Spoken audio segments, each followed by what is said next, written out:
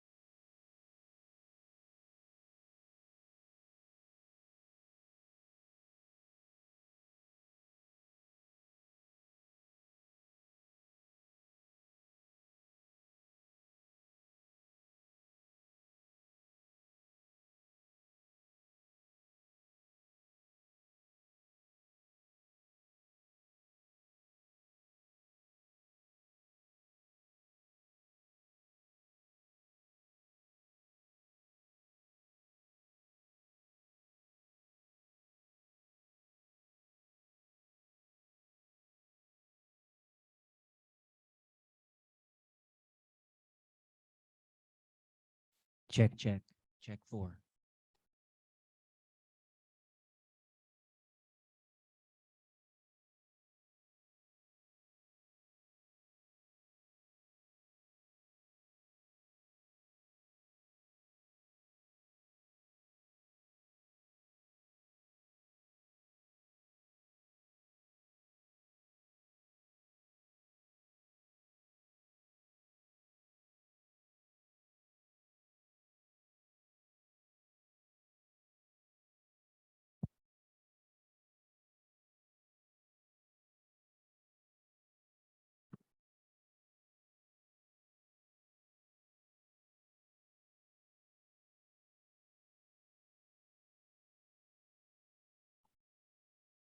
Right. Okay, can I have a motion to return to public session, please? So moved. I have a second? Second. All in favor? Aye. Aye. Any opposed? Abstention? We're back in public. If we could please stand for the next. I also ask everyone to please remain standing afterwards for a moment of silence. For Kathy.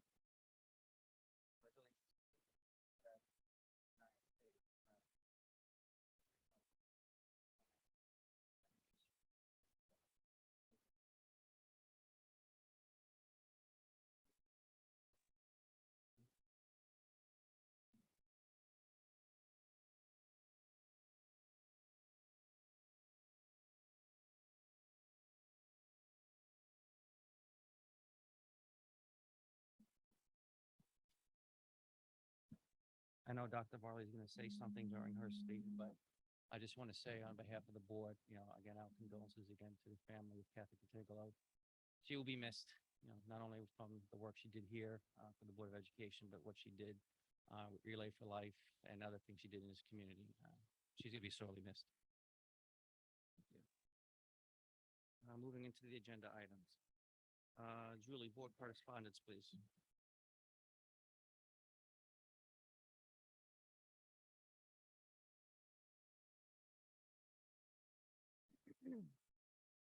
We received email from Mrs. Pedraza with curriculum questions.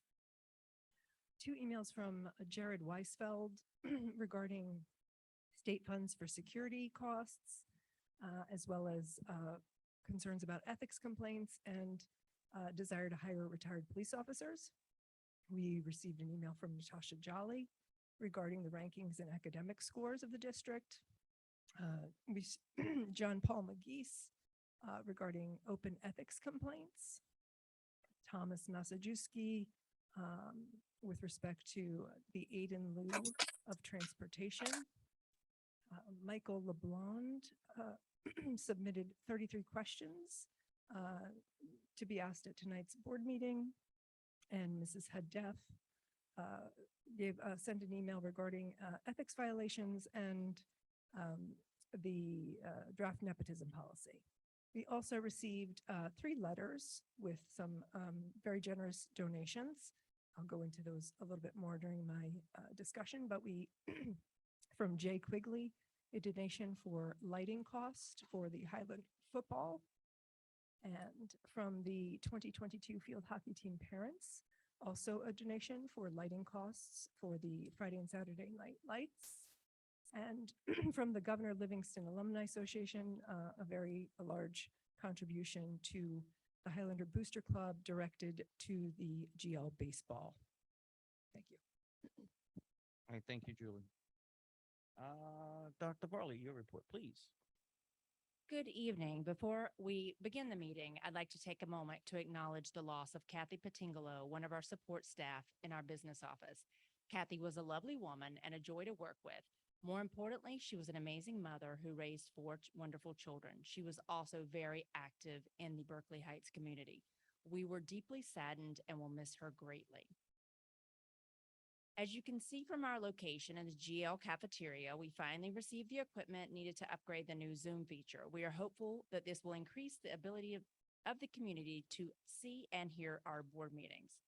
We have several other exciting announcements for this evening. It is my pleasure, although he is not here, he will not be here till September, to introduce our new student representative on the Board of Education, Governor Livingston Jr., Jake Bowen. Jake's passion is journalism, particularly sports journalism, and he has already worked with Syracuse University's prestigious Newhouse School of Communications with a focus on broadcasting and digital journalism. As a part of this experience, he completed a PSA project on bullying, a news story on Bubba burritos, and a news story on the Silver Lining Foundation.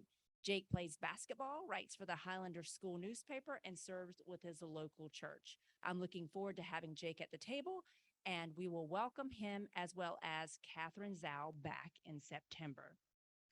This evening, we will also be hearing for the first time from the class of 2023 as seniors. They will be presenting their request for open campus lunch privileges. Every year, we ask the seniors to make this presentation because we believe it is important that they both self-advocate and take ownership of the process and the privilege. I did send that information out to the board today. As of right now, all of our COVID protocols will be exactly the same at the end of last year. We are waiting for more information from the governor and the Department of Education, and I will update the community when I hear more. I know that there has been some controversy in the state of New Jersey surrounding the New Jersey Student Learning Standards for Health and PE. Tonight, our K-5 Assistant Superintendent Mary Beth Kopaz and our Athletic Director and Supervisor of Health and PE, Ann Clifton, will be presenting the curriculum for PE and health. Before they begin the presentation, I would like to remind everyone that we are required by code to follow the NJ DOE curriculum guidelines and standards. Our desire is to strike a balance between meeting our legal obligations and being inclusive while still being as sensitive as possible to parental concerns. I will be sending out a letter in the near future for parents to opt out of certain portions of the health curriculum. And now I would like to invite Kava Kasula up as the senior class president of 2023.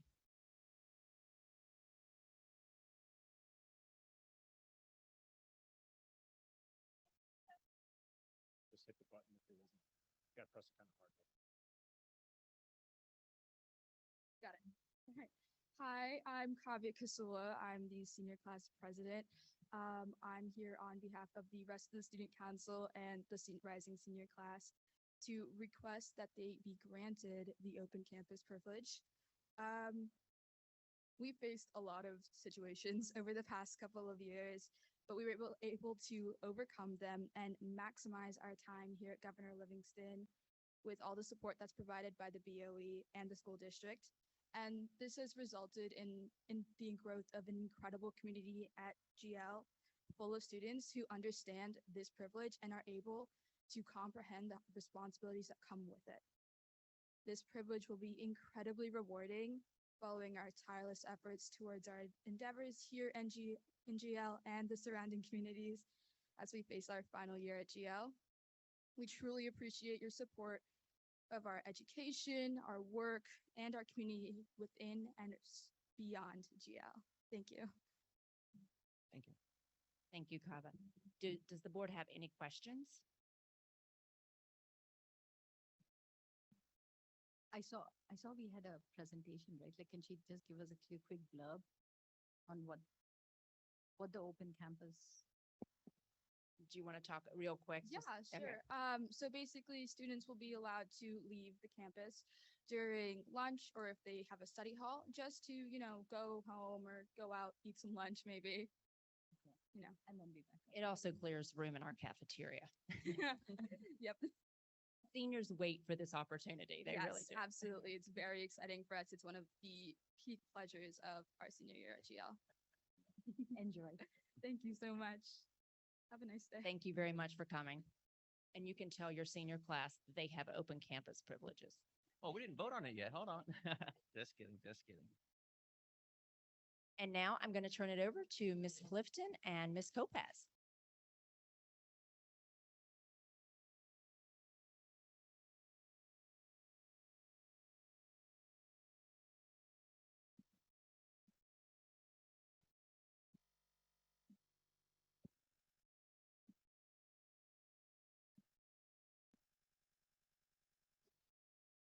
Thank you, Dr. Varley and Board of Education members.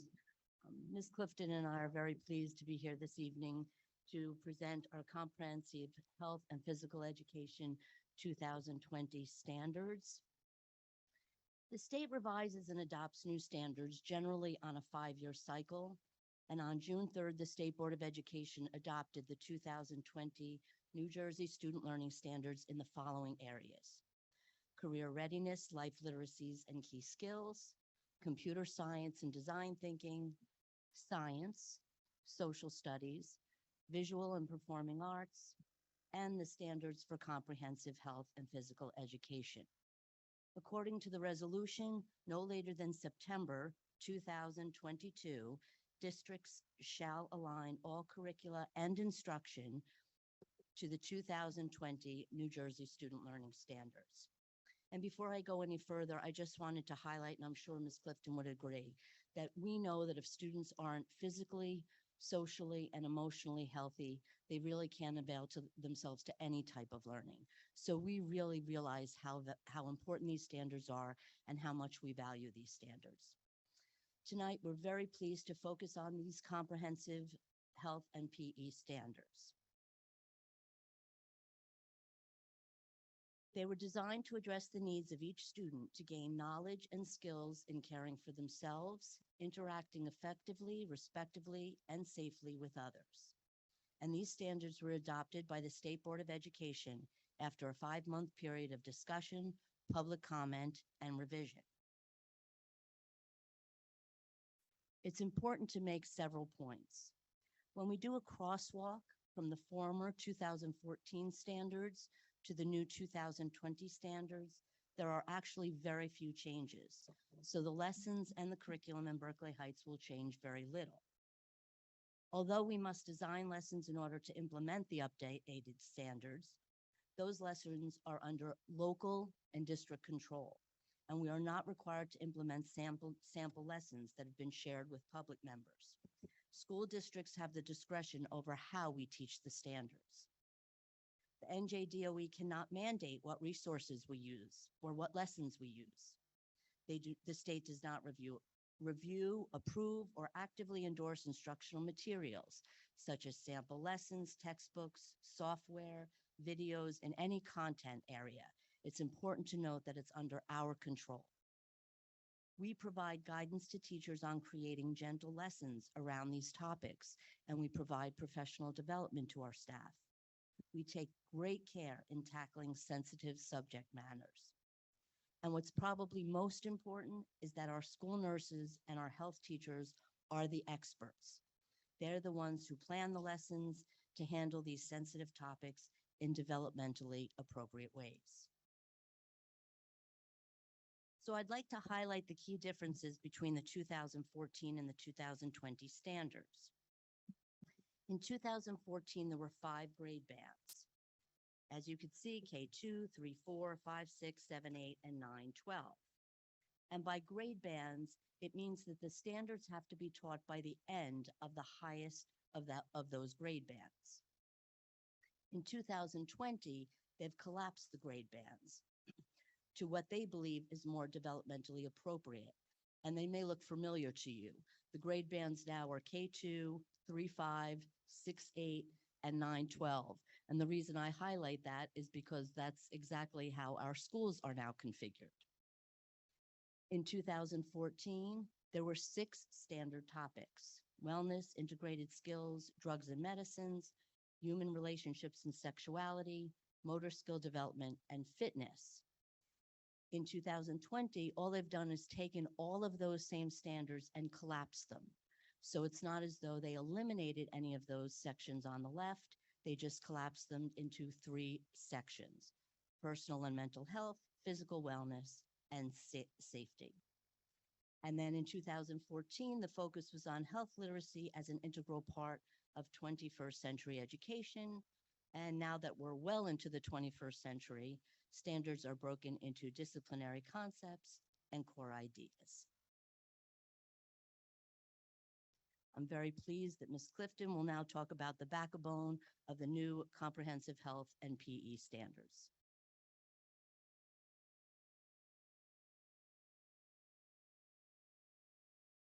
Thank you.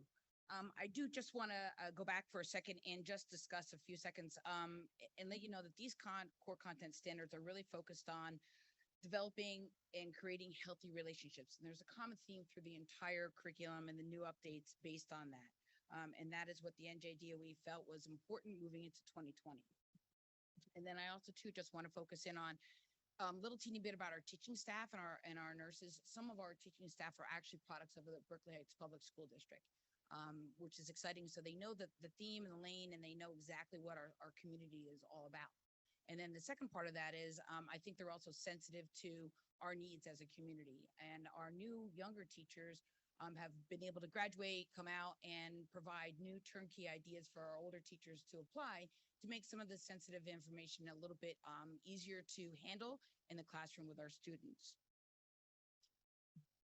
And now I'm just going to talk a teeny bit about the backbone. So as you can see there, there's 10 objectives that are listed on the 2020 core content standards. I'd like to note back from slide 3 when we mentioned a little bit about focusing on healthy relationships. If you look at these 10 objectives or the backbone, they are all focused in on those type of things. So if you make note of the 10 backbone, you'll notice how they're aligned to the goals of healthy relationships. In addition, the 2020 themes or standards are also there to address the needs of the students now. You know, we live in very different times in 2014. So the standards are there to help out. So as you can see, there's technology goals and tools that are responsibly taught, and a little teeny bit more about goal setting and some other things that they feel is more critical at this point in 2020 than it probably was as a focus in 2014. Now, a little bit about this I think this slide is very, very important because, you know, there's been a lot of conversation nationally and locally about our core content standards and for health and physical education. And really what you need to understand is the New Jersey statutes that are in place from 2014 to 2020, a lot of our standards are based on those statutes that are our law that we need to make sure we take care of. So it's critical to note that more and more of the New Jersey statutes have been added, and these state statutes that we must teach to. And that is really probably the main focus of a lot of our core content standards that we're working on. So the added statutes of the 2020 Comprehensive Health and Physical Education, as you will see, these are the statutes, and they directly relate to address some challenges from the 2014, as you can see, consent, mental health, New Jersey safe haven laws, sexting, and sexual abuse and violence. And they've really been highlighted into our content and into our lessons as obviously things have adjusted and some of these more additional challenges have faced our students. So at the bottom of the slide, you can see that there are also 4 statutes that are reflected that must be involved in all content areas. So as the other curriculum that you begin to approve, you'll be able to see that a lot of those 4 statutes at the bottom will all be inclusive onto their curriculum items too, other content areas, I should say. Back to Mary Beth. I'm gonna scoot through here. So out of the hundreds of standards that were not changed in the comprehensive health and curriculum PE, there were a few that were revised in each grade band, and those are the ones we'd like to share here. So for that grade band K to 2, these are the revised standards that need to be implemented into lessons by the end of grade 2. You can see there are 5 social and sexual health new standards. And again, I say the term new, but they're really revised. Personal growth and development, and pregnancy and parenting. And I won't read them to you, but obviously this presentation will be available at the end of the evening. And here are the new comprehensive standards for grade 5. And again, these are just the newly revised ones. There are hundreds of former ones that have just moved over into the 2020 standards. And again, there are 3 new personal growth and development standards, 3 social and sexual health standards, and 1 pregnancy and parenting standard.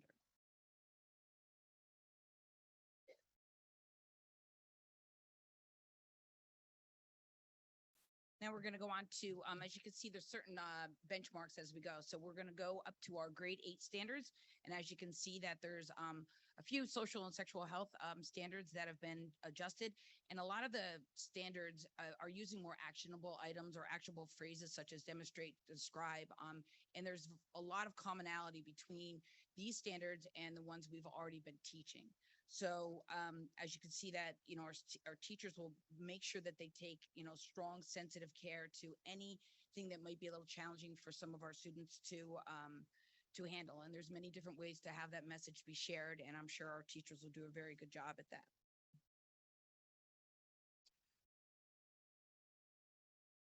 So as you can see also too, I just want to go back for a second. The last standard, as you can see, is a good reminder of as explained previously in the previous slide about creating healthy relationships. So acting as you see at the bottom there, develop a plan for a school to promote dignity, respect for all people, genders, identity, gender expression, sexual orientation in the school and community. It's critical that we talk about creating healthy relationships and acting as a responsible contributor to society. And that's what we all want our students to be able to learn in all of our classes. And building and maintaining healthy relationships and promoting dignity and respect for all is somewhat of the core and the backbone of a lot of our teaching and our actions. Once again, these are the actions and like I say, actions, those words, as you can see, describe, identify, there's very specific actionable ways that we want to be able to teach these standards to support the core content ideas outlined in the previous standards.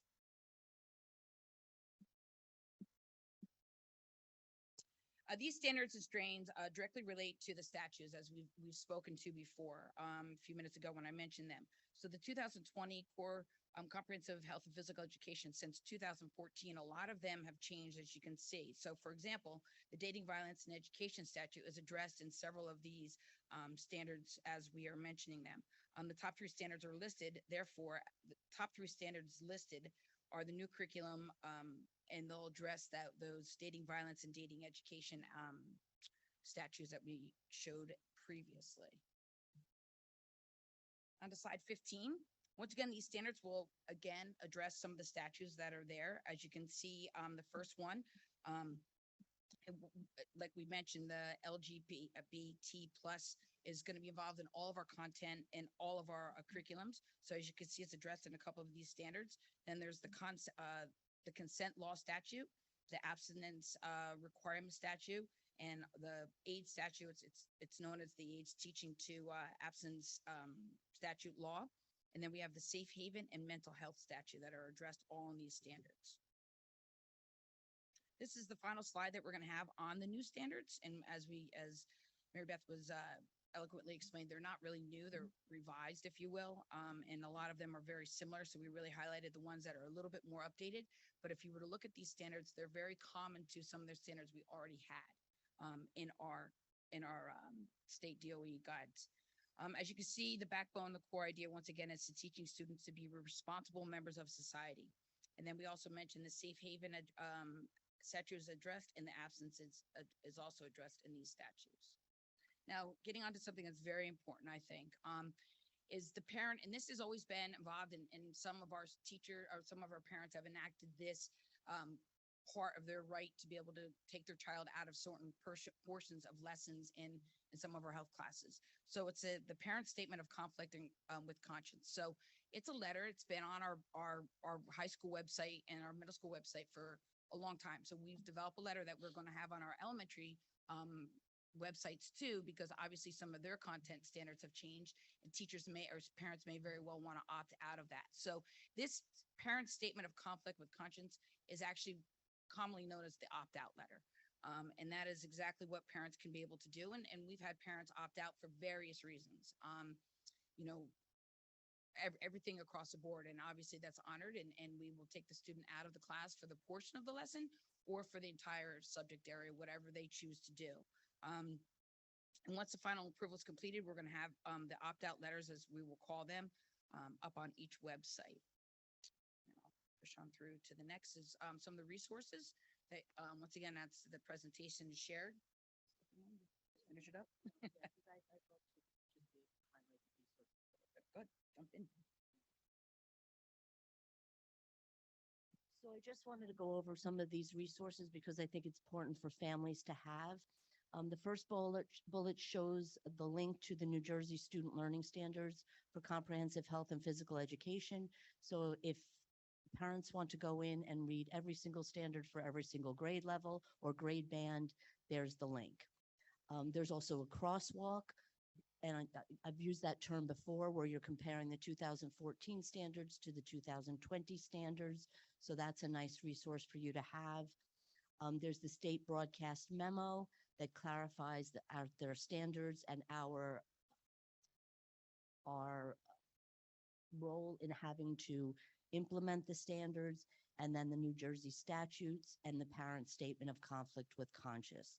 So, so then, as Ms. Clifton had mentioned, there will be letters on every website, on the building websites and on the district website. So you have very clear directions on how to opt out of any of the units that as parents you would not want your child to participate in. I'm not sure why that was there. Sorry about that. But I guess that's the clarification.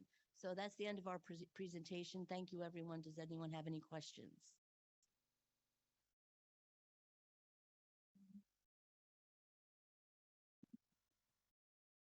So can you hear me? Yes. You can hear me? Okay. So I know there's been a lot of discussions and a lot of concerns with parents about all of this, not just our school district, I'm sure, Oh, of throughout. course. So for parents who are trying to determine whether they want to opt out or not, and they need to decide what you highlighted in this presentation, are those the areas where parents will be able to look at and see what's changed so that they know, whether it's something they want to pursue, opt out of? Yes, Is that so, really- so I highlighted the new standards, Okay. meaning those are the ones that seem to be the hot buttons and that have been the most politicized. Okay, So those are the ones that I wanted to put on this presentation so that people could see them rather than having to go through every Right. single standard in every grade level. But there is the link there if parents choose to do that.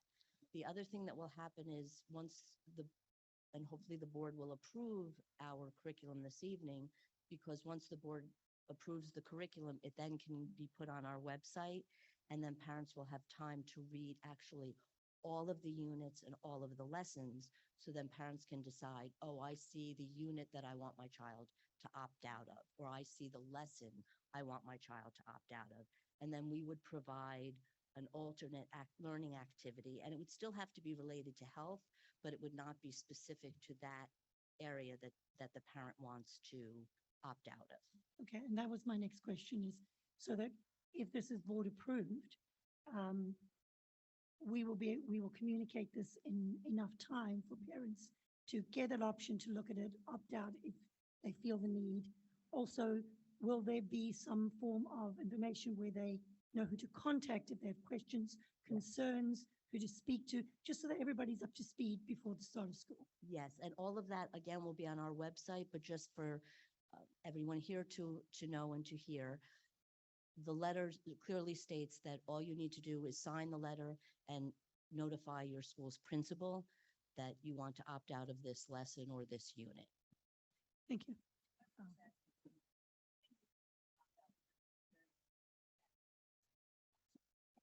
Zoom in. Sorry. We've been using this opt-out process and it's been part of statute for a very long time.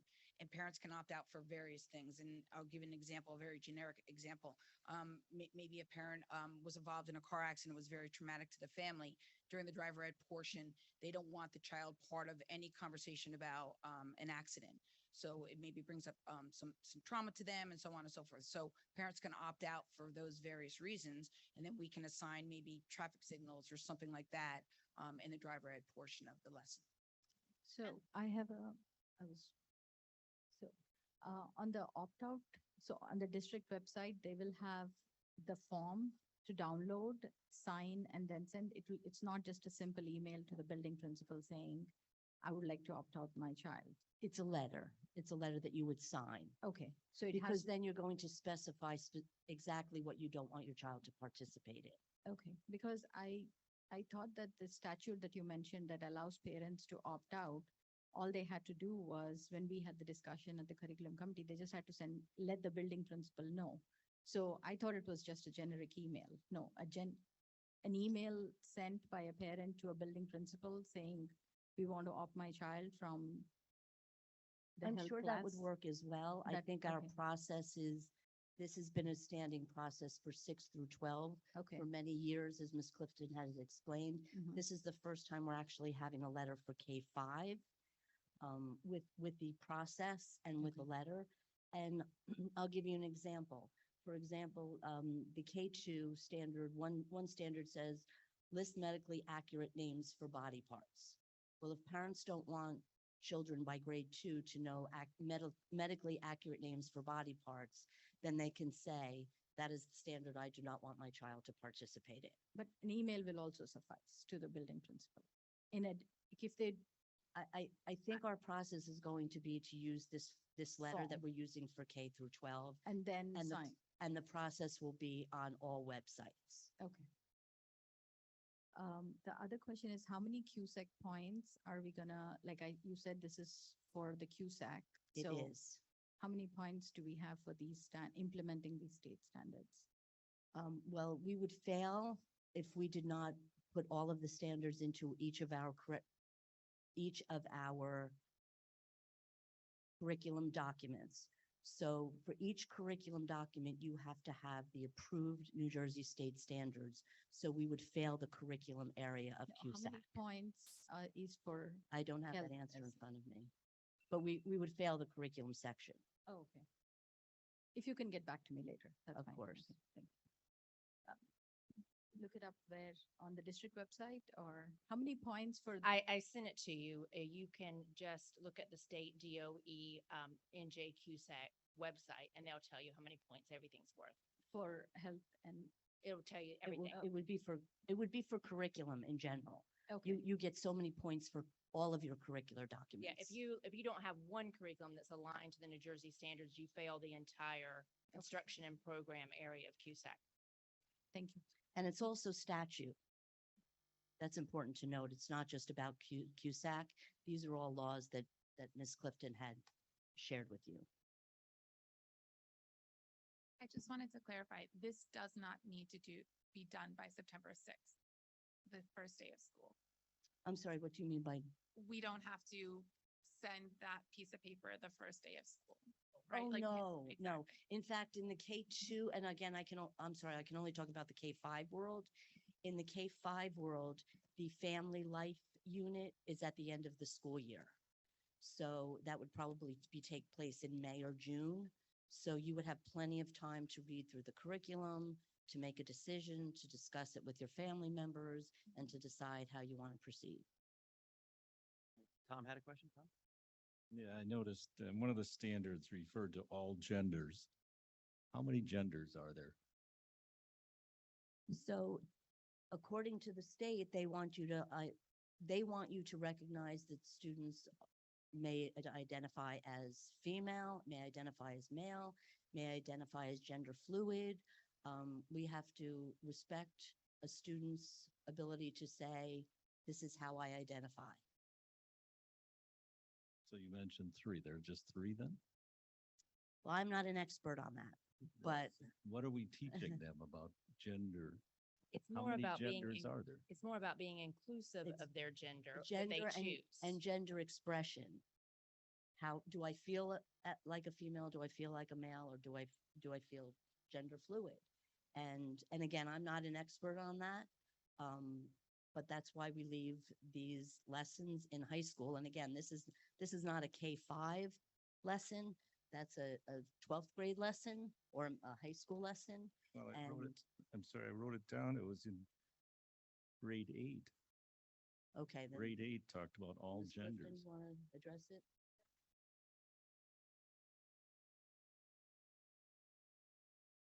You know, I think I'm not an expert at all in gender, but I think where we have to lean into is the idea of gender expression. So for that idea, that would be specific to each person and each student, what they want to be viewed as. And we need to be respectful of that. Is it, he, she, them, they, all of those kind of things. And we try to stay as up to date as we can, and things change all the time, like society changes. So, and we, in meeting with our teachers, we're always sensitive in the beginning of the school year to ask a student, how would you like to be referred to? Even on a lot of our emails, we have those, those pronouns.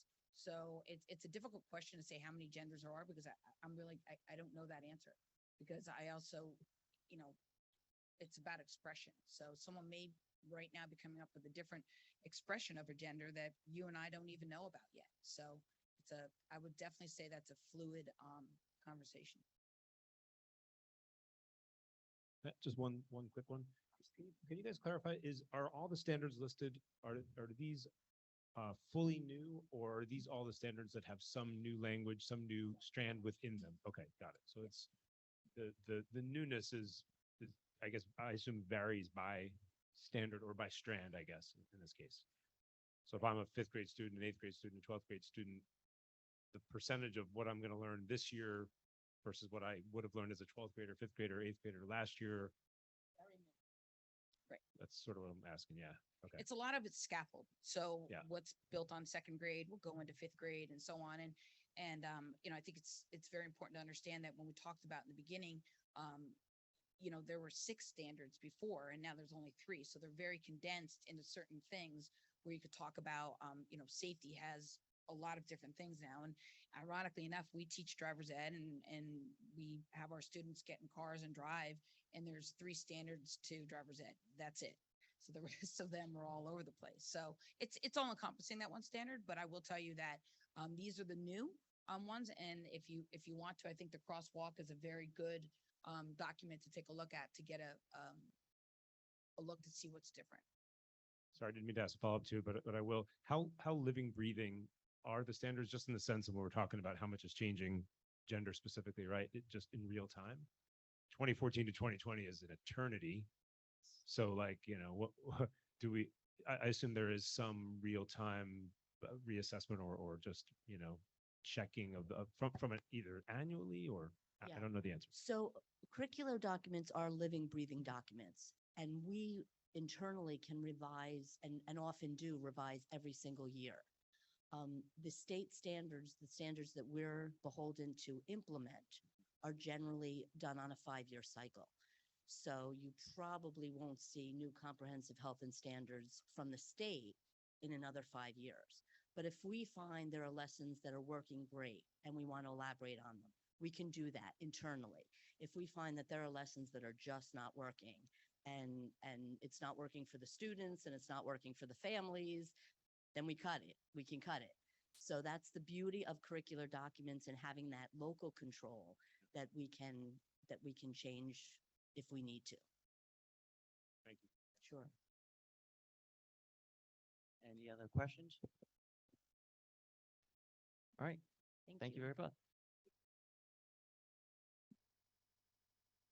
And that concludes the superintendent's report. Thank you, Dr. Varley. All right, committee and liaison reports. Does anyone have a committee and/or liaison report to provide tonight? Yes, I have 2. Okay, go ahead, Angela. So I'll briefly talk about the Finance Facilities Committee meeting. The committee met on July 26th at 1:30 via Zoom.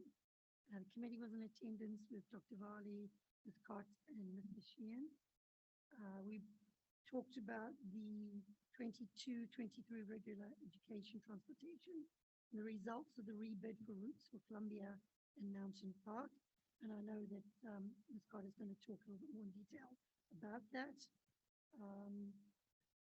We discussed the continuing driver shortages and inflation, and the committee is making the best of a bad situation and maximizing busing for as many students as feasibly possible. And then we also talked about extended substitute pay rate. There's requesting an increase to $200 per day for continued service in the same portion, 20 to 40 max. There's additional workload, responsibility above daily substitute. And we talked about help teachers are currently paid less to be a long-term sub than their regular rate. So there was no incentive eligible pool to apply. So that was basically it. I know Judy's going to talk more about the transportation. And then the curriculum committee met via Zoom on July 28th with Ms. Kopaz. Actually, we met in person with Ms. Kopaz, and Dr. Greer joined us via Zoom at 9 o'clock. The goal of the meeting, and Ms. Kopaz has actually spoken a lot about what I'm actually going to report on, which was on her presentation. We talked about updates on newly revised written Berkeley House Public School curricula. Ms. Kopaz, Ms. Clifton, 6 to 12 supervisors, gen ed, and special education teachers collaborated to create units of study for various content areas. Ms. Kopaz explained the curriculum documents are usually revised on a planned 5-year cycle, but sometimes certain documents take precedence because state creates new standards that require them to be implemented within a certain time period. She talked about K-5 curriculum updates. She shared newly written K-5 comprehensive health and physical education units, which is on the board of on the agenda tonight to be approved under resolutions, item B and C, and attachments A and B. She also talked about the updates to newly written math program, which is the big ideas, updates to the English language arts. Ms. Kopex and the teachers worked to align reading and writing units of study. She talked about the updates to social study. Ms. Kopex and the teachers wrote social study benchmark for each grade level, and they are now fully aligned with New Jersey learning standards and the new K-5 TCR social studies program.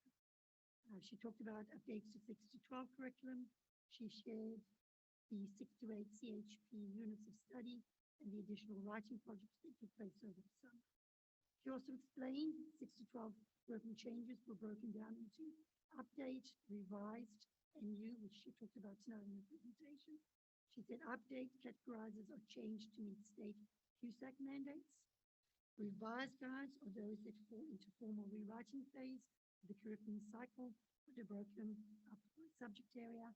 And new curriculum guides are those that are developed based on previously board-approved course proposals. We also talked about the plan for the Board of Ed curriculum meeting schedule, the 22-23 school year, and we will discuss this further with Dr. Greer when he starts late August. And then we also talked, the committee spoke to Ms. Kopex and asked her if she could make sure that this is communicated with the public once it is board approved.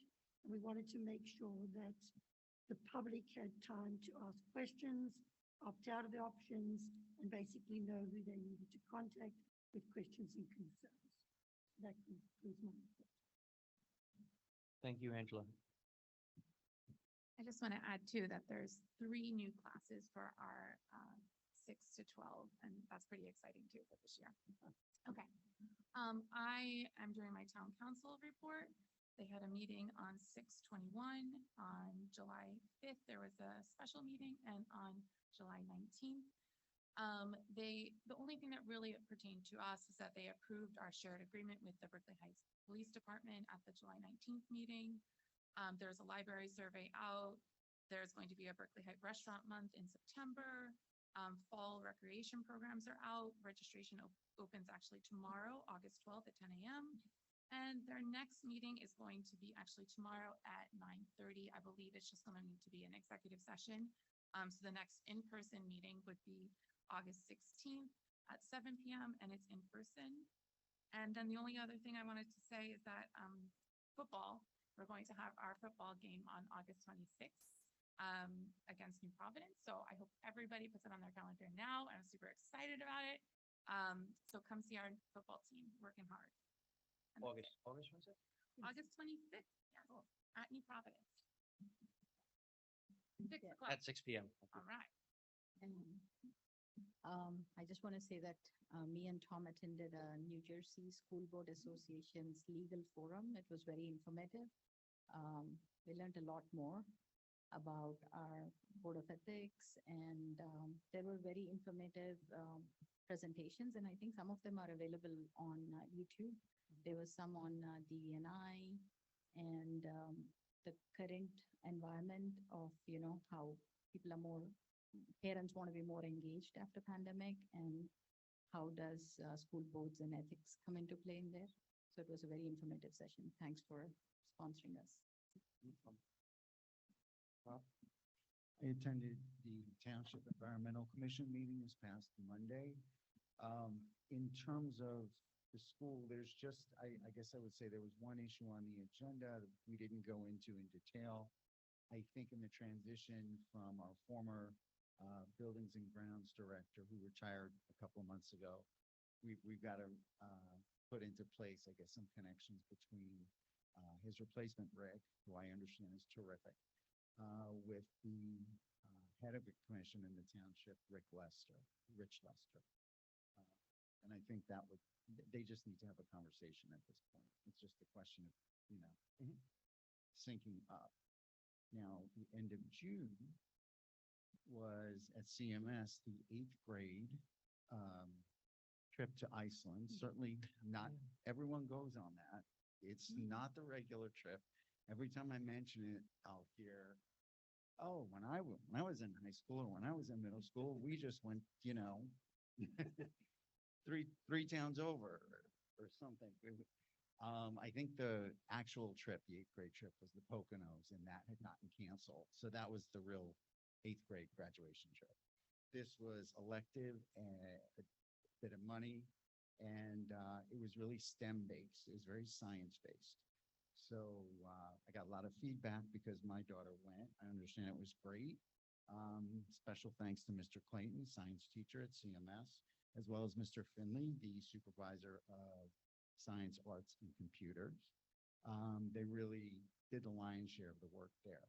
And I know, not only did my daughter enjoy it, I've heard nothing but good things as well. So it's great that we're doing that. It really is. Thank you, Robert. Is that it? Okay, any other? Nope. Thank you. Report of the business administrator. Julie, please. Thank you. So I wanted to start off just mentioning again some of these great donations that we've received. So tonight you'll be accepting a donation of up to $2,000 from the Highlander Football Club to pay for a portion of the costs for lights for the football season. Also a donation of $650 from the 2022 field hockey team parents to go toward Friday and Saturday night lights. This is not on the agenda because we are not accepting the donation, but Governor Livingston Alumni Association is donating $16,227 to the Highlander Boosters and directing that donation be put into the GL Baseball sub-account, and that is a tremendous amount. I wanted to give an update on extraordinary aid. Extraordinary aid is something that we as a district apply for to try to recoup funds for special education students. And this year, extraordinary aid came in at approximately $184,000 more than we budgeted. And this will be needed for special education costs. The district now has 6 additional out-of-district students, 6 more than we had when we struck the budget just a few months ago, back in April. And so we are working toward finding those tuition and transportation costs, and this $184,000 will go a long way. Also on the agenda this evening, we will be awarding, I hope, an additional transportation route. As Mrs. Penna said, the district has gone out a number of times for transportation bids for regular education transportation routes. This bid opening was on July 19th. And once again, we received one bid from First Student. The Finance Committee met to weigh the options and discussed the continuing driver shortages and inflation, for which there is no easy answer, and it doesn't seem like it's going away anytime soon. I also want to note that the district currently has an open driver position that we need to fill as soon as possible, or otherwise athletics will be running into transportation issues. So if you know of anyone, please send them our way.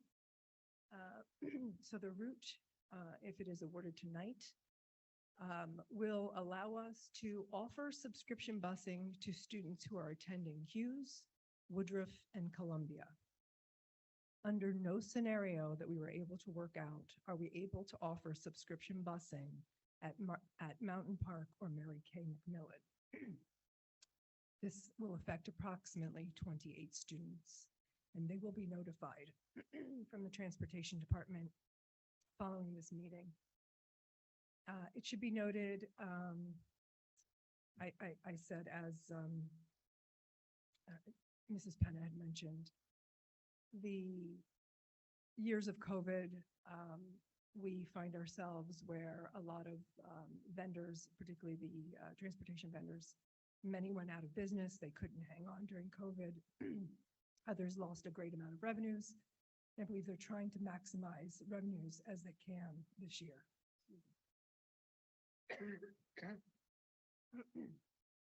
So we are making the best out of a bad situation and trying to maximize the amount of students we can transport.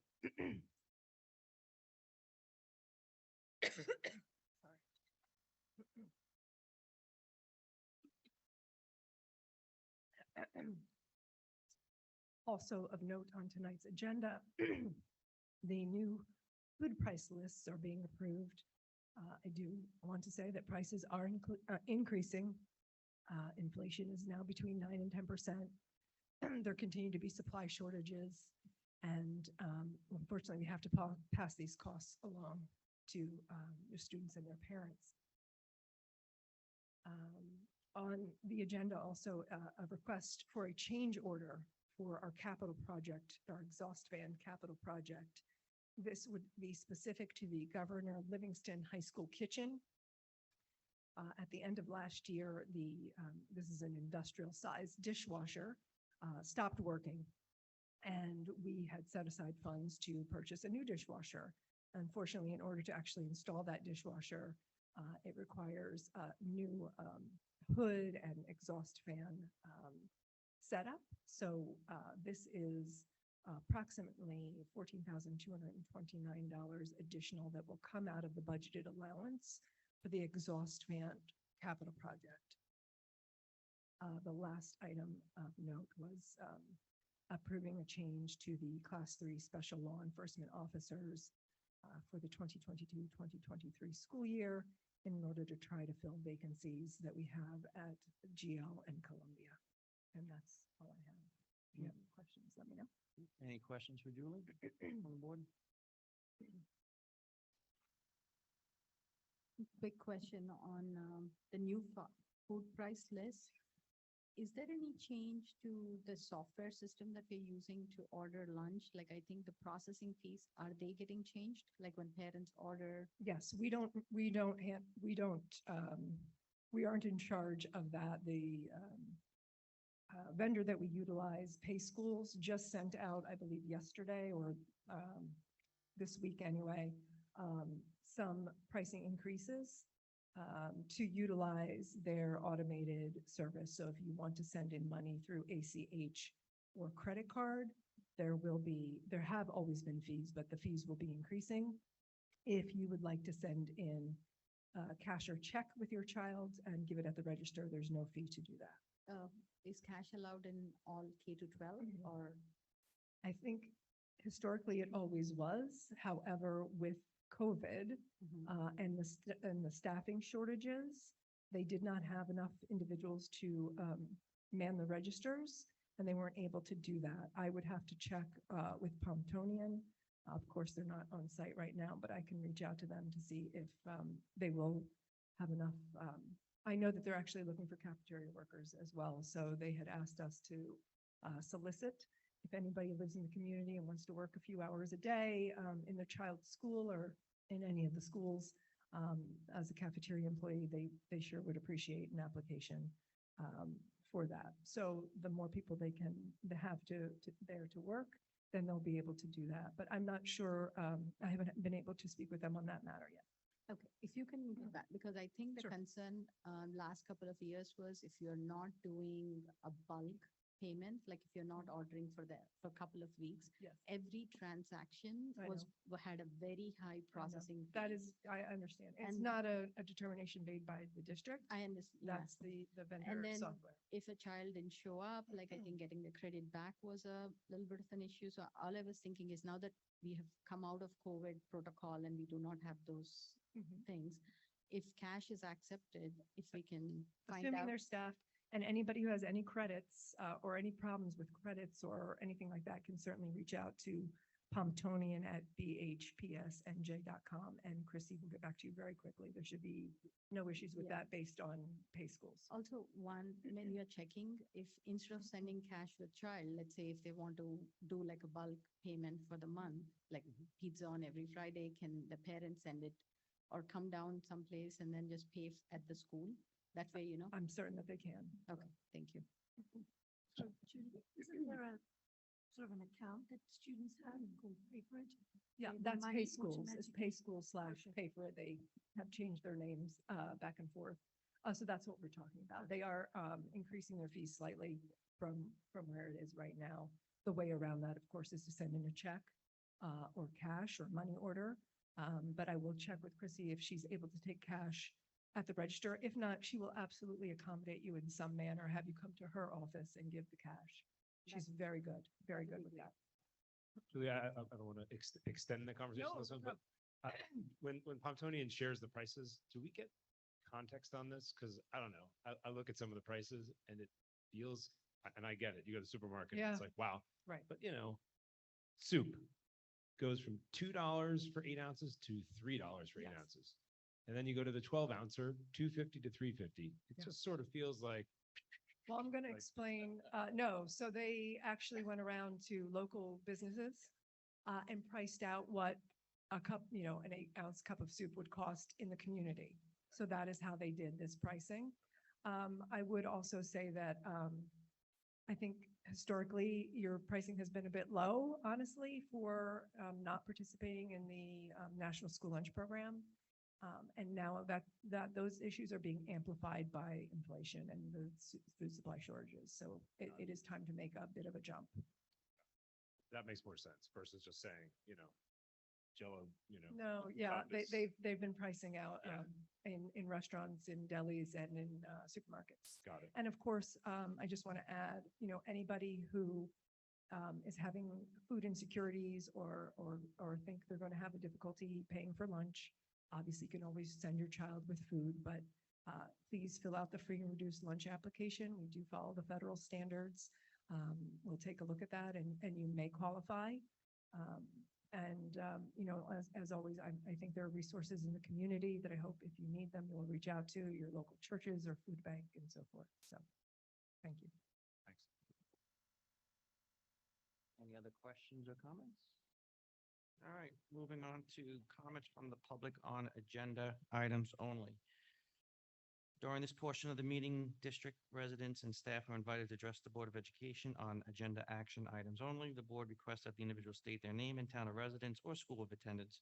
For the record, the specific action item they are commenting on and ask that all remarks be directed to the board president or designee, not to individual members or staff. The board asks the members of the public to be courteous and mindful of the rights of other individuals when speaking. Specifically, comments regarding personnel matters are discouraged and cannot be responded to by the board. Students and employees have specific legal rights afforded by the laws of New Jersey. The board bears no responsibility, nor will it be liable for any comments made by members of the public. If a matter concerning a district staff member is of interest or concern to a resident, the matter should be referred to the responsive building principal, superintendent of schools, or the Board of Education, either by telephone, letter, or email. Although the board may not respond to items raised during the public forum, all public comments will be considered. Please note that if any member of the public becomes disruptive during the meeting, the board president may terminate the participant's statement. Continued disruption may result in removal from the meeting or adjournment of the meeting. Each speaker will be limited to 3 minutes in duration. So the floor is open for any comments on agenda items only. This is for agenda.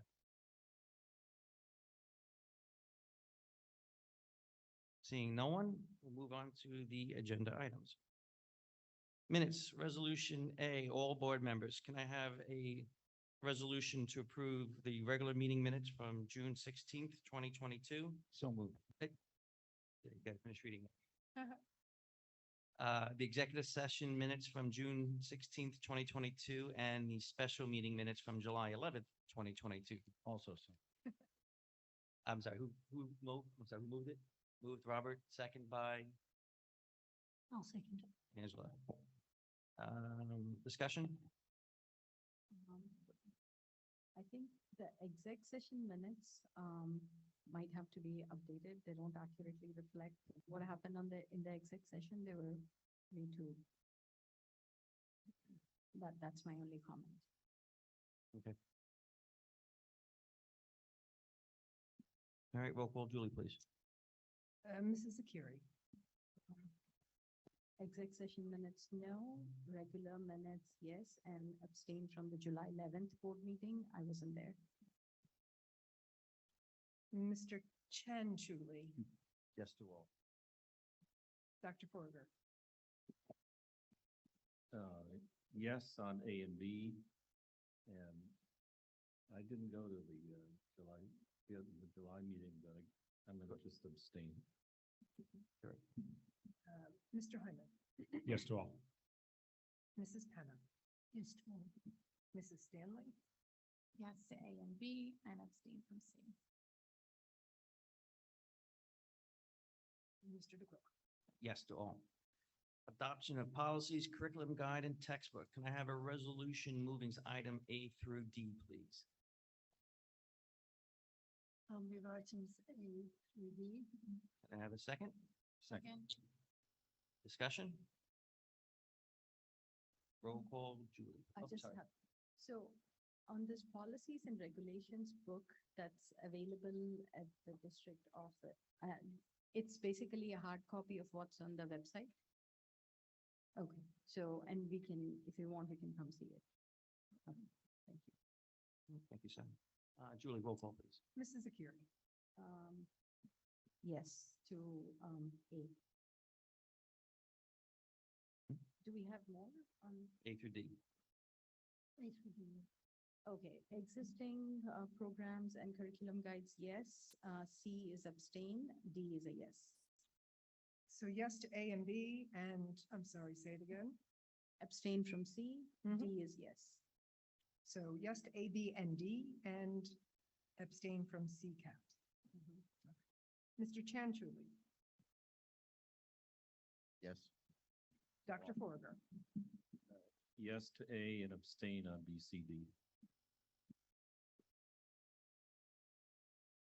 Mr. Hyman, Yes. Mrs. Penna, Yes. Mrs. Stanley, Yes to all. Mr. DeQuilla. Yes.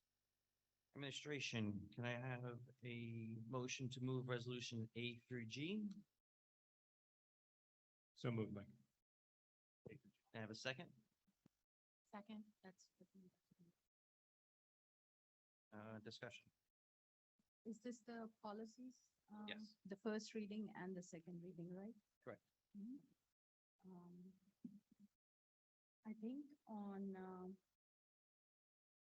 should we address the A first, the one on A? So I know that we removed the nepotism policy. But why would we want to, I basically out of curiosity went and looked at some of our surrounding districts.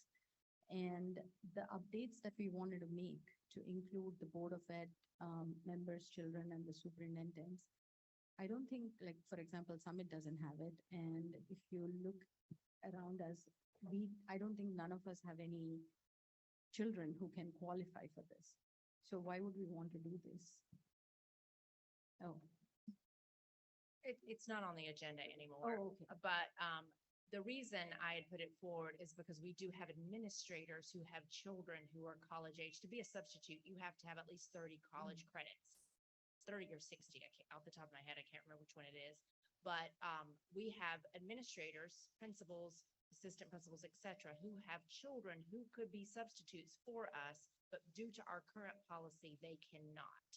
This would allow us to use them while they're home from college. That was the only reason for the change. So can we just spell it out for that particular I'm group? going to send it to Mark Wenzel to ask for that to happen. Okay. And on, I think policy 0149, this is the retiring board members. I know we're making a revision, but I feel that what's the rationale or thought process behind it? Because I think as board members, we cannot do any personal actions. So as retired board members, why would we want to? I was the one who requested it and added that. This is in line with the guidance we've gotten last January during training from the New Jersey School Board Association rep. Who said basically, if you're doing something and you like the way you do it, be sure it's in the bylaws. So I just put it in the bylaws. It's usually a matter of courtesy that if you want to give your child their high school diploma when they graduate from 12th grade, I think that's true everywhere that actually happens, but it's not in writing. It's a professional courtesy. So the only change is not in practice. It's just now codified, as was our guidance to do. It's not a bad. I think retired board members are done. I don't think they should be doing this. And with regard to the, To be clear, you don't Yeah. think retiring board members should be allowed to I think give their child I their think- diploma Yeah. when they graduate high school? I think they're done. Okay. I think they're done. Now on the, let's see, high school representatives, I saw that as just a recitation of the state law. And I think it's a waste of our time to just generate these restatements of things. Just, if you want to have a policy like that, just say, see the state law.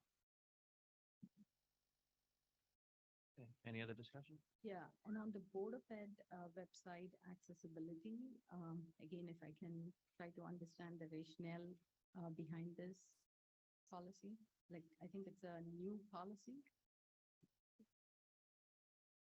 What We're number is that? required of law, by law, to have our website be ADA accessible. Oh, this is ADA accessible. Okay, got it. Do you have- And on the Every Student Succeeds Act, I think it's ESSA, we are revising the policy. Today it's on for the first reading. We're removing the sentence that says parental involvement in accordance with NJDOE. Why are we removing this language, and has this been reviewed by the policy committee? I sent you the statement that was by the firm that we use, Strauss Esme. It's an update in code. So that's the reason we're changing it. And was this reviewed by the? No, it's a statement in code. We have no choice. This is the ESSA Act, the Every Student Succeeds Act. Which we are guided by, and that's where we get funding. We have to follow their rules or we don't get the funding. So the new guidance that we got removes the parental involvement in accordance with New Jersey Department of Ed. That language is removed. Yes. And this wasn't, and these first reading policies didn't go to policy committee for. They're strictly exactly what our firm, Strauss Esme, recommended that every single other district that uses Strauss Esme is doing the exact same thing. Okay.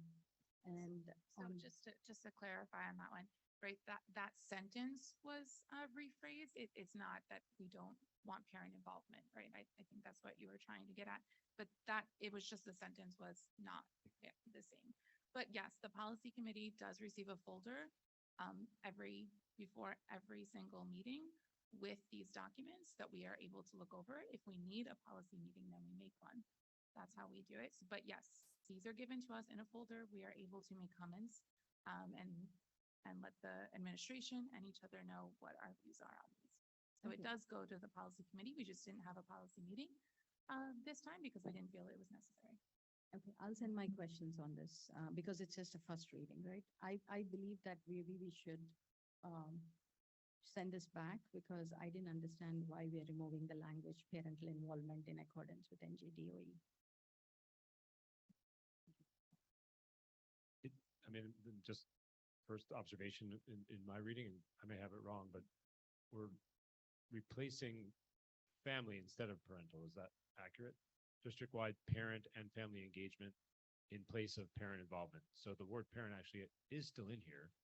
District-wide parent and family engagement is the new phrase, which replaces just parental involvement.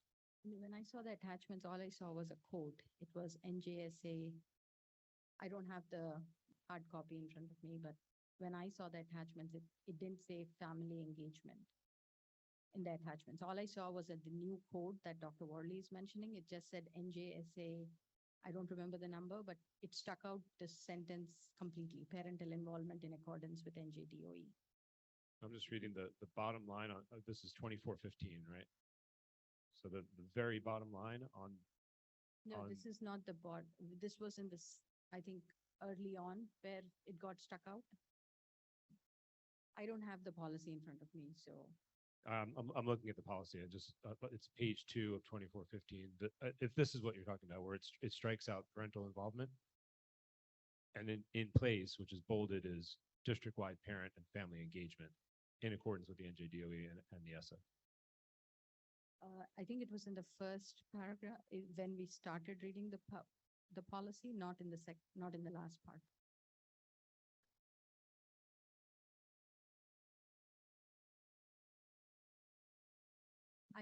I can send you back, Jordan, because when I read it, it was not in the end. It was in the beginning of the policy. Okay. Coming to the second reading policies, policy 0131, bylaws, policies and regulations. Again, if we can understand what's the rationale behind that. And on 016902, board member use of social networks, I think that we already have New Jersey School Ethics Act, so I don't think we need to create a new one. I don't see the need for it. And policy 9320, cooperation with law enforcement agencies. If you can explain why we are revising it. This is the second reading. You've already seen all of these. All I'm saying is, but the board members' social networks, we have the School Ethics Act. So why do we need to repeat it and codify this? This was from June. I have no idea what, I mean, this is the second reading, so you had time to bring this up at the first reading. I did bring it up in the Right, first and we- reading and then. And we voted to pass it. We voted to pass it, so let's just move. Yeah, you wanted to table it, if I'm not mistaken. We voted not to table. So we put it on, so it's the second reading. Okay, I'm just gonna vote against the social networks. I think it duplicates the code of ethics and we don't need it. Okay. Same on the examination for cause, there's two policies there. I mean, I think they violate federal law, so I'm gonna vote against that. All right, let's go to roll call then.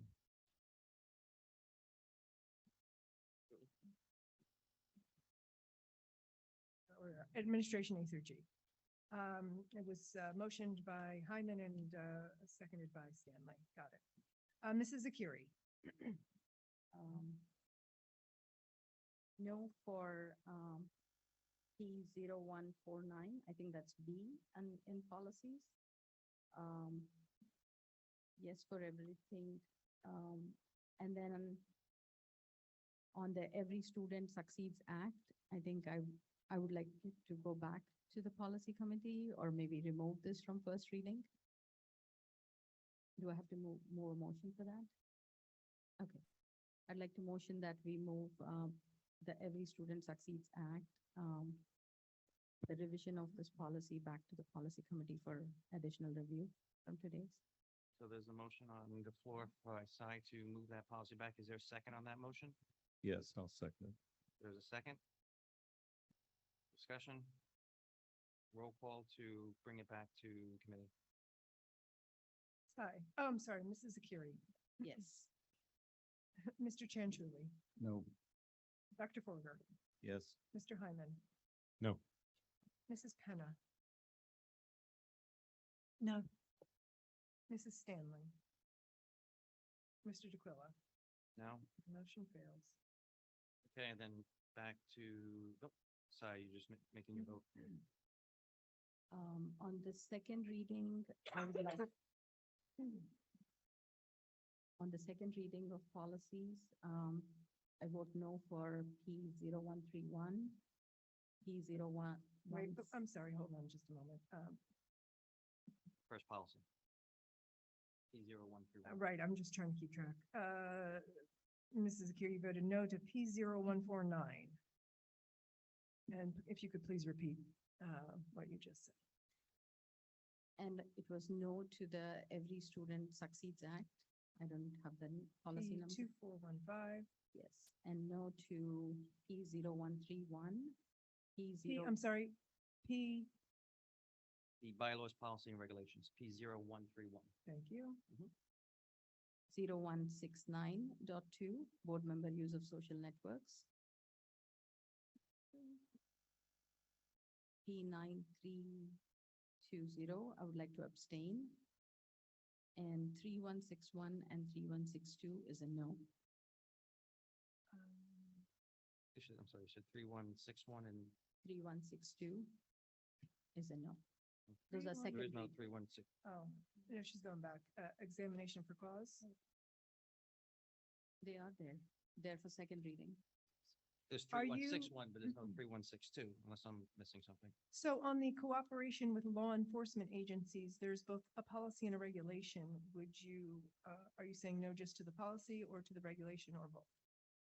Regulation is yes. I'm not saying no, I abstain from it. You I told- need more information. I said CP 932320, the cooperation with law enforcement. I said I want to abstain. Okay, then I need to go through this with you again. I believe you had said no to P0149. Yes. Then are you abstaining from the others that you've cited, or are some of them no and some are abstentions? Some of them are no and some are Mhm. abstentions. Okay. So 2415 is a no? That's Every Student Succeeds Act?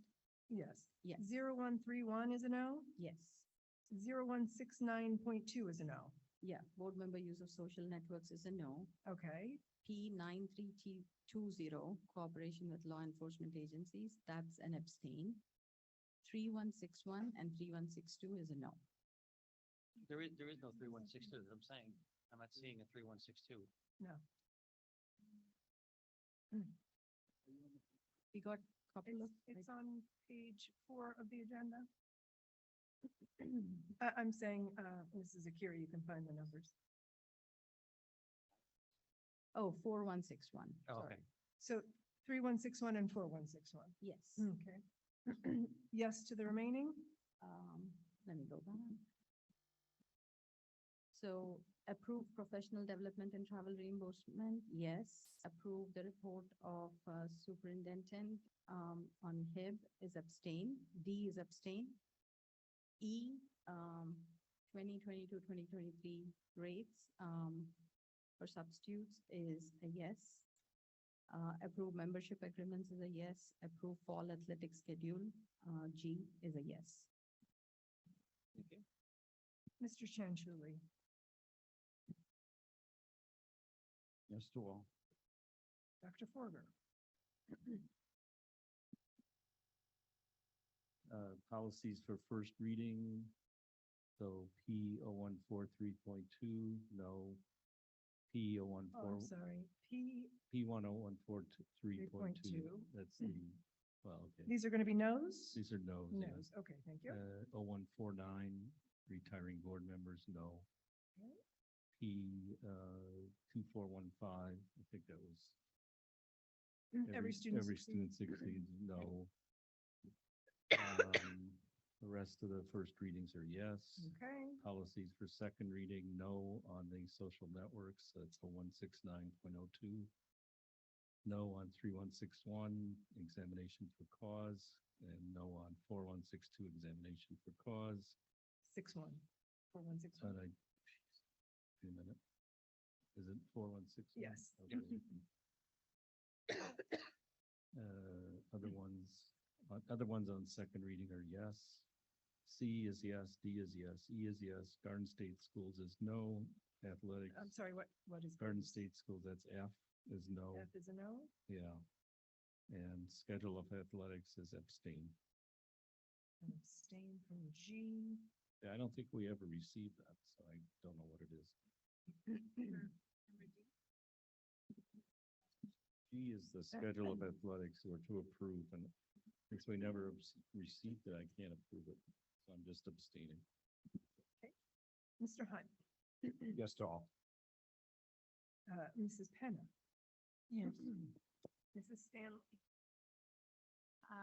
I'm going to vote yes for all. I'm very excited about our substitute pay rate. I'm excited to see it be competitive. And I'm also excited about our athletic schedule this fall. It should be a great fall. Mr. DeQuilla. Yes.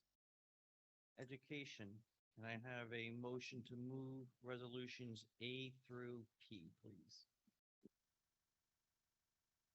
Motion? So moved.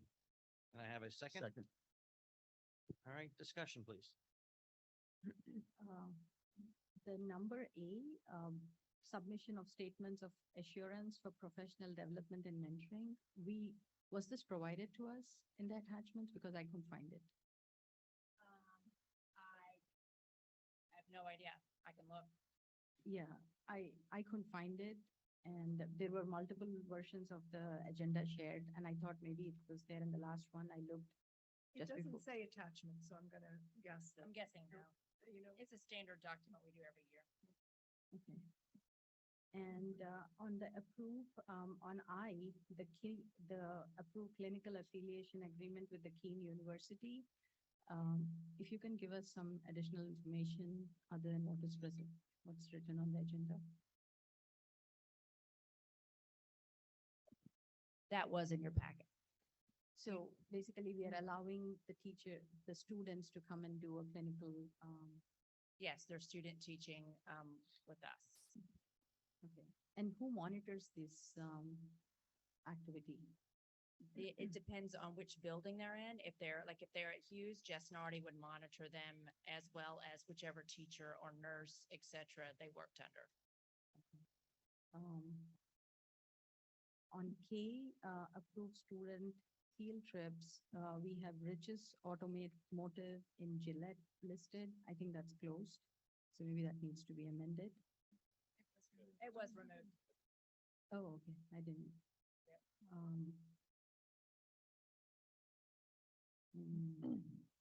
That's about it. Okay, roll call, please. Mrs. Akiri, No from A. B is an abstain. Rest of them all yes. yes, C through P, no to A, abstain from B. Mr. Chanchuli, Yes to all. Dr. Forger, I'm gonna vote no on A and B because I didn't receive it, and yes on the rest of it.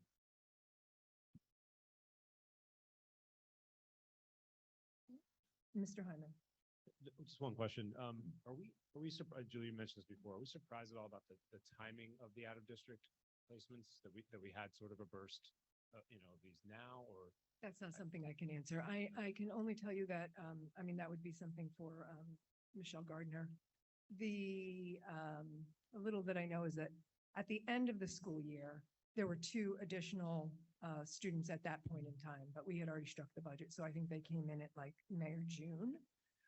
And then there were 4 new for this coming year, but all told from the budget season, we have 6 that we were not accounting for. I'd have to get Michelle to speak with you to give you some more insight onto just, I know timing is not I think it's fair to say it's uncontrollable to a degree, but Yes. I'm just more curious. I mean, it's a, Yeah, I don't know if they're move-ins. I don't know if anyone else on the panel knows. I can get back to you. I do know we did have a couple move in from another town. anyway, I'm yes to all on the vote question. Thank you. Yep. Ms. Kenna. I had a quick question, for item B, the Charlotte Danielson, the framework of teaching. Is that something is that a standard? Yeah, Evaluation we've tool? had that for years, since probably 2009. The District Evaluation Advisory Committee will be starting to meet this year to evaluate whether we need another evaluation model. They are, but for this year, it's the same one we've had since 2009. Yes to all. Mrs. Stanley, Yes to all. Mr. DeQuilla. Yes. Personnel, can I have a motion for all board members to move resolutions A through U plus DD?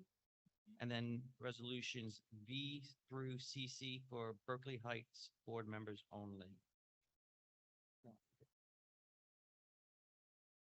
So moved. Can I have a second? Second. Discussion. We have just hold on one second. This is personnel, right? Correct. My question is on D, which is approve reemployment of salary and tenured staff. This is for, the date says July 1st to 31st. So why are we approving it retroactively? Like, it wasn't there on the June agenda. And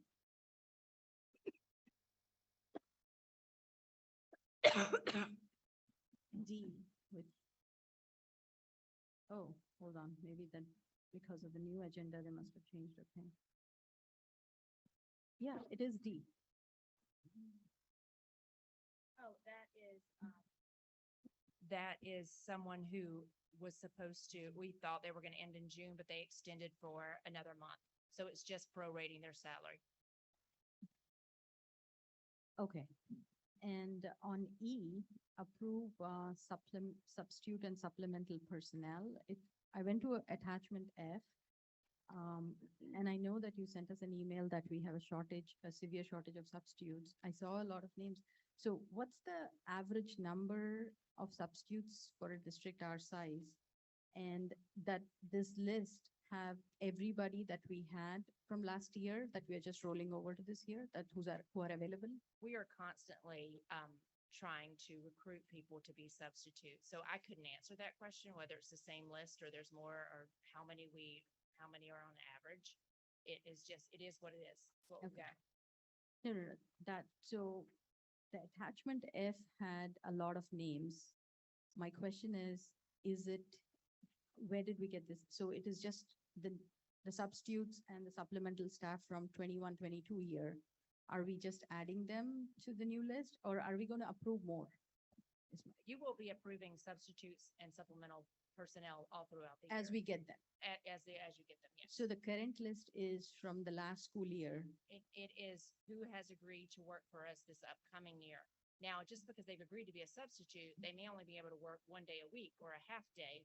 It may be a large list. It just depends on when they could work. Okay, so this is everybody that has agreed and is available. Yes. So, Dr. Varley, you reach out to people when you're looking for substitutes, and based on what's required, it's Absolutely. whoever's available at the time. Every single day. Absolutely. Is this list close to the size of where we were this time last year, up, down, if you had to guess? Say Diane Azalone, in the district office has done a ton of recruitment. Vicki Baum has posted a lot of things. We've sent out a lot of emails. So we have increased our list since the beginning of last year. We still need more. Question on, I think it's still item P, approve a liaison to the library board. So I was wondering, I know we did this last year, a liaison to the library board. Oh, I think, yeah. Q now, it's, Yeah. letter Q. So we have, so usually it's a superintendent, so why can't one of the assistant superintendents be a liaison to the library board? The superintendent hasn't done this in years. It Okay. is a once a month meeting, and so we send a representative to attend this meeting once a month. No, I was asking, can one of the assistant superintendents go? I would rather use their time for curriculum, instruction, et cetera. So what does this role do? What happens what does the liaison do? So attends the library board meeting? What Yes. is the final? They give input to things at the town library. That's basically the meeting. Okay.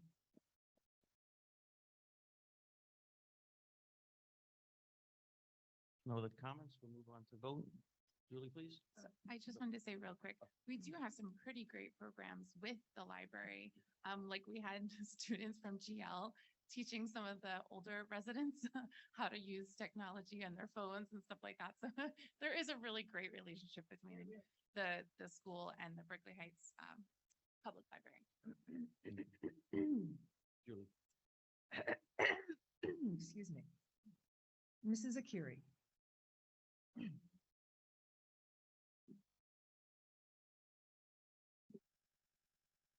I'm trying to find the DB that got, That was That's a, the- extra handout. Piece oh, of paper was handed to you. It was a,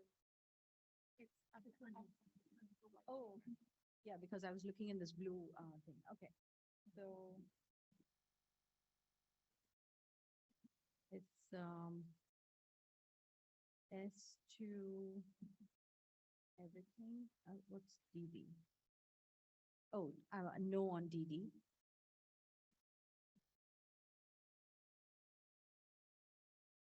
yes to everything but DD. Yes. Mr. Chanchuli, Yes to all.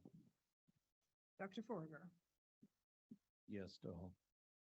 Mr. Hyman, Yes to A through U as an uncle and DD as well. Yes.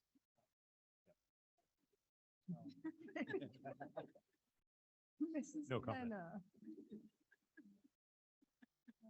Mrs. Stanley, Yes to all. Mr. DeQuilla, Yes. Moving right along. Business, can I have a motion to move resolutions A through Z for all members, excuse me, and AA for Berkeley Heights members only? Can I have a motion? Can I have a second? Second, Mike. Can I have a discussion, if any?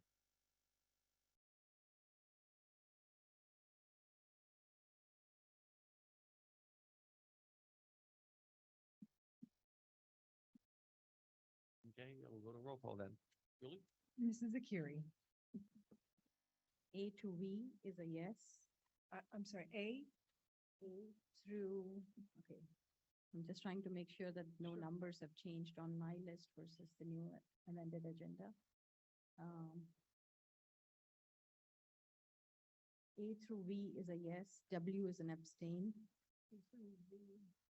X is abstain.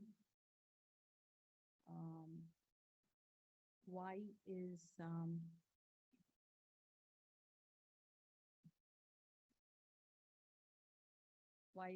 abstain. Z is a yes. AA is yes. yes to A through V as in Victor, yes to Z and AA, abstain from W, X, and Y. Yes. Mr. Chanchuli, Yes to all.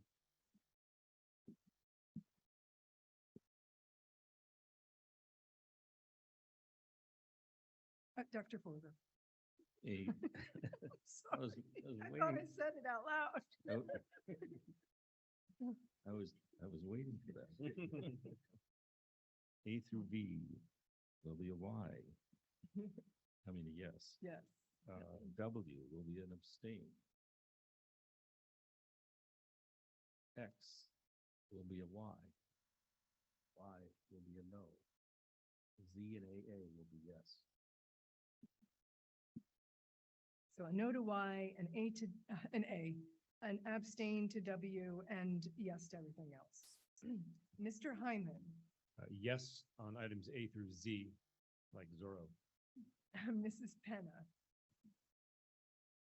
Mrs. Stanley, Can I just clarify how many votes we need to pass a motion? So in this case, it would be 4 of 7. Which resolution? Oh, right, exactly. All or just the? If it's AA, we have a different number. No, if it's A through Z. We need 5. 7 today. 4. Okay, so I'm gonna say, A through V is a yes, W is a no, X through AA is a yes. Okay, no to W, yes to everything else. Okay. Mrs., oh, I'm sorry. Oop. Mr. DeQuilla. Yes.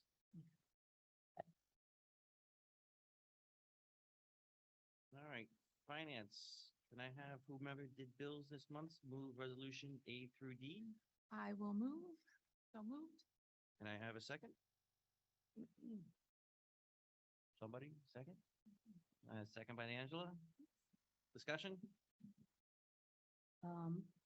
So I went in to review the bills too, and I would like to say that some of the legal bills that I saw, again, as I had requested before, if we can have a log of who's initiating these requests, because I see that 2 vendors, I think, especially, I think on one vendor, we're spending a lot per month, and I don't know if this is actually necessary. So if we can see a log of contact as per our district policy, that would be great. Okay. That's not what the district policy Thank- says. I just feel we need to clarify that. Yeah, it's not Thank you. applicable. It's not applicable. So why That is part of the it this, policy. In the policy. Read it, You read it, can read it. It reread it. doesn't apply. carefully. We- so we don't a need lot. to maintain a log? No, we do No. not. Okay. Roll call, please. Mrs. Akiri, I would like to abstain on checks 202. Whenever you're ready, Julie. numbers 202, 972, 972, 202, 456, 456. and 206, 487. Yes on all. Okay, Yes to B and C too. okay. And D? D? Is it D? Yeah, yes on that. Mr. Chanchuli. Yes, you all.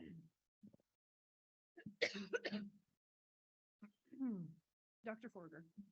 Okay, I'd like to abstain on checks 202-972, 202-456. And I will say no to check 206-487, and yes on all the other checks. And B, C, and D will be yes.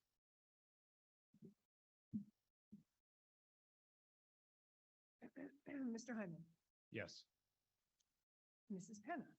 Yes. Mrs. Stanley. I'm going to be a yes from A through D. And as the person who went through 3 months of bills line by line was Alicia, I want to thank you so much. She really, really helped me through it. And I also think that the legal bills are being misrepresented by certain board members, and that makes me very upset. That's it. Mr. DeQuilla. Yes.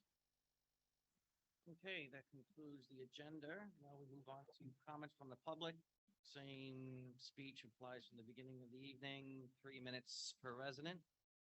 Floor is open. Seeing no one, no. Go ahead. Yep, come on up.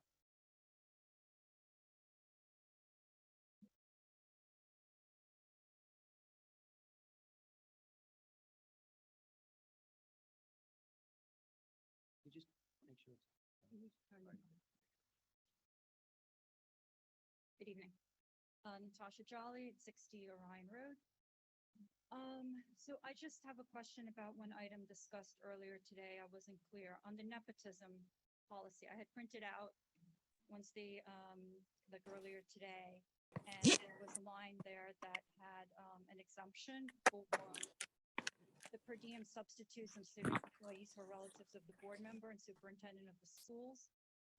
But I thought I heard something during the discussion that something was pulled back, so I may not have the latest version, so I just wanted to confirm. Sure, so what we did was we pulled the policy and we're gonna revise it. We're not we didn't pass it this evening. We pulled it from first read, so we're gonna make some revisions to actually, if I'm not mistaken, we're gonna exclude. So allow administration, other than the board members and superintendent, to allow for substitute hiring and the other. Okay, thanks. I will read it when it comes out. Thanks. Thank you.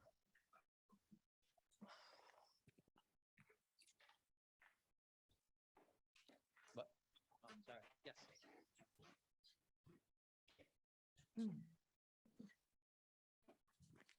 Good evening, Mr. LeBlanc, 156 Klein Boulevard. My children attend Columbia and Hughes. Just a quick note, I'm getting multiple reports from people watching on Zoom. They cannot hear the board members throughout the entire meeting. So we just want to let you guys know that they're having technical issues at home. They can't hear you guys. Thank you. Thank you for referring my email earlier. I do have copies of the questions if any of the board members would like them. Two comments before I get to those questions. First, present with the PowerPoint, I made this point earlier. The font is too small. Cannot read anything but the title pages. If you use larger fonts, that would be greatly appreciated. All right, my list of questions, again, if members would like them, I have copies. No, I'll just go through them. You also received these earlier around 9:30 this morning. Why did the district wait until August to fulfill the promise of the Zoom meetings that was set in November 2021? What specifically caused the delays? Will the district continue to hold meetings on Zoom during the school year? Do the district's office phones make outgoing calls? Why does the district ignore calls and messages from certain parents? Are some parents blacklisted from return calls? If that list exists, who is on it? How has the district updated COVID-related plans and protocols for the current summer spike? The World Health Organization and US have declared monkeypox a public health emergency in cases have been reported in Union County. What is the district doing to prepare for this potential pandemic? When will the district release information for dealing with the monkeypox pandemic? What is the board policy toward parental involvement? Why did the Board of Ed and, why did the Board of Ed and public commenting on Berkeley Heights Board of Ed social media posts? Why did the district stop reading parent emails and questions at board meetings? Why does the district actively try to disengage, disenfranchise, and silence parent participation? Why does the BoE drag their feet or stonewall open requests? How much does the district budget for lawyers annually? Has the budget for lawyers increased over the last few years? If so, why? Did the district lawyers advise, consult, or help in any way with the ethics charges? Will the money being used for lawyers be better spent on students? How is teacher attendance in the year 2021-2022 compared to prior school years? Did redistricting cause a change in staff attendance, especially staff that were transferred against their preference? Did redistricting cause a change in student attendance, especially in students who were switched to new schools? How has academic performance improved since redistricting?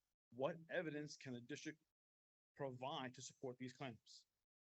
What happened with the busing event in April? Was the employee at fault disciplined? What is the status of busing for September 2022?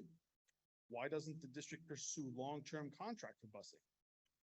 How is the superintendent's office dealing with the discipline issues for the upcoming school year? What specific training or assistance is the district offering staff to handle the discipline problems plaguing our schools? How is the district addressing staffing shortages? Why hasn't Columbia Middle School released class supplies for sixth grade yet? School administration doesn't respond to emails. Additionally, one comment, when will responses to questions not answered tonight be available to the public? If you have a copy of that, because I didn't write them all down. Do you have a copy of it? Yes.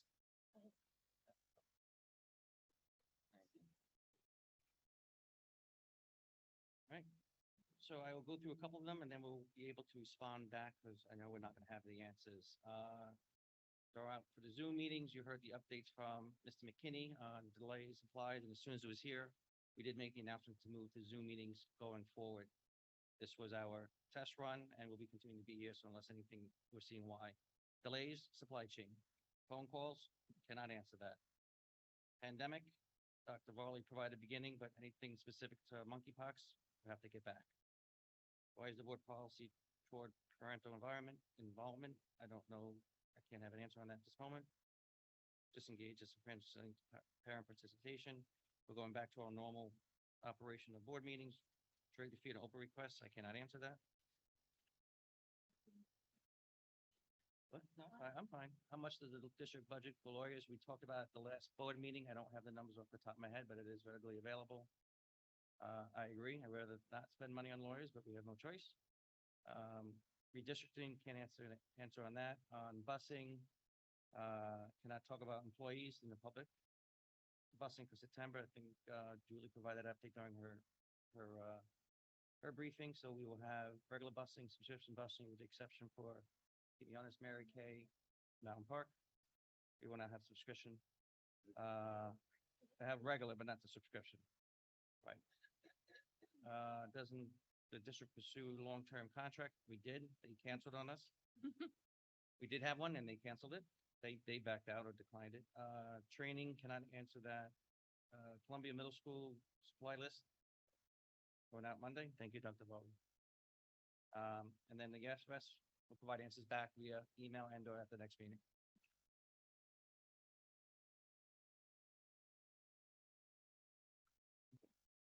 Any other questions from the comment? Go Marcia. Thanks.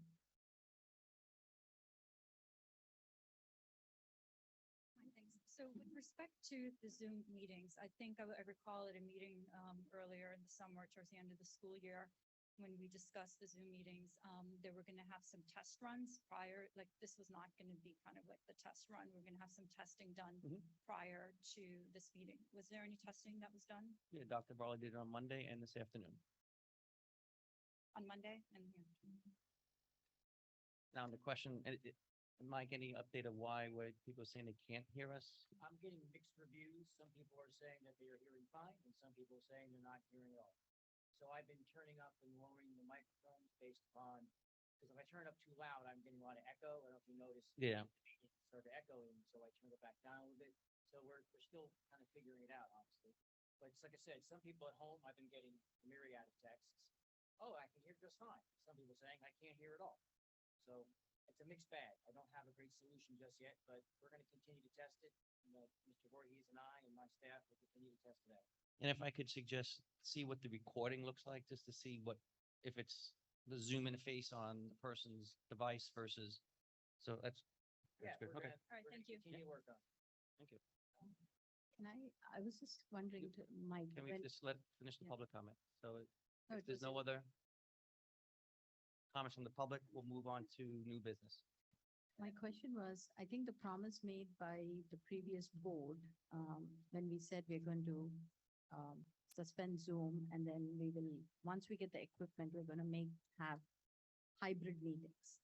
So, and the last time we spoke about it, you asked me if I wanted to be on the committee to test it, and I said yes. And we never got any invitation as such to come and test the Zoom or the hybrid capability. So I think this is a good try run. And are we going to, is our goal to fulfill that promise made by the previous board in last December or November, that we will enable parents to ask questions Well, through Zoom? At this point in time, we're saying this is how the Zoom meeting is going to be. Yes, so all I'm saying is, you asked me if I wanted to be part of the committee to Right, and that test it. committee member who was going to be part of it. she's Yeah, not here. Joy, yeah, so all I'm saying is, are we planning to do any more test runs to get to the goal of hybrid meetings where we This enable? is the meeting format's going to be going forward.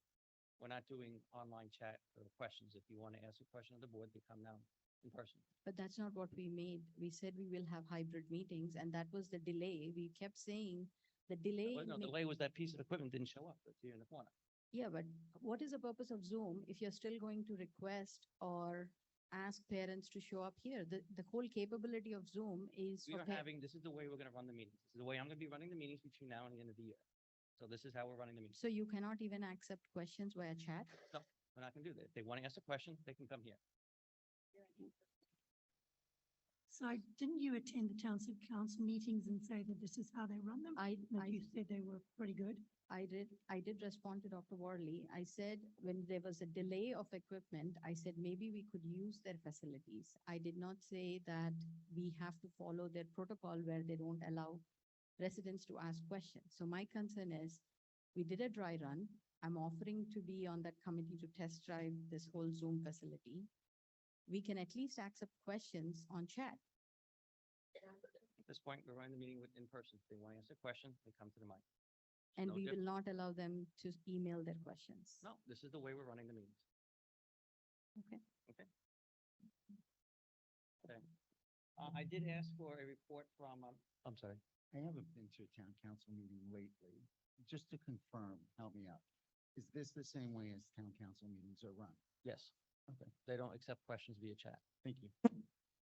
But that wasn't the promise that we made, Mike. We never, when the promise was made to the public or to the residents of Berkeley Heights, we said, There was no When we promise in- made. Who made a promise? it's on the record. When we said we're going to order the equipment, and this was done by the previous president, we said we're going to order the equipment, we're going to enable Zoom. And the whole point was, even during pandemic, we had hybrid meetings. We had board members here.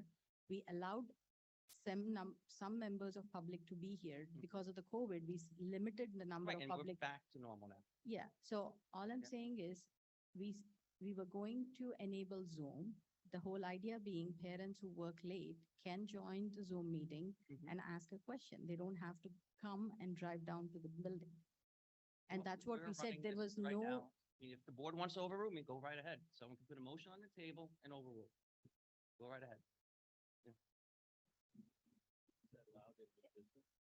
Right. Parents still have the ability to email comments, and I think their correspondence is attached to the agenda and provided, so that is still an open way of communication. Parents can contact administration and board members at any time, not just at board meetings, so all of the comments and every time it's coming through, and you'll see this, you're at the supermarket, you run into somebody, you're constantly engaged with the public and you're getting information as, that's just the nature of your position.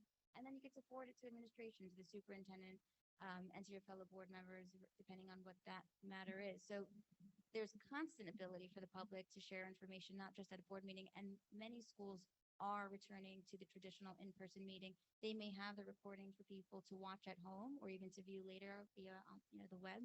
But to participate with the board, a lot of districts are asking the community members to come to the meeting. but I understand, Francis, that public has the ability to contact us, but public doesn't have the ability to get in touch with the entire board at a supermarket. They have access to maybe one board member or two board members, and then we will divert the questions to the administration.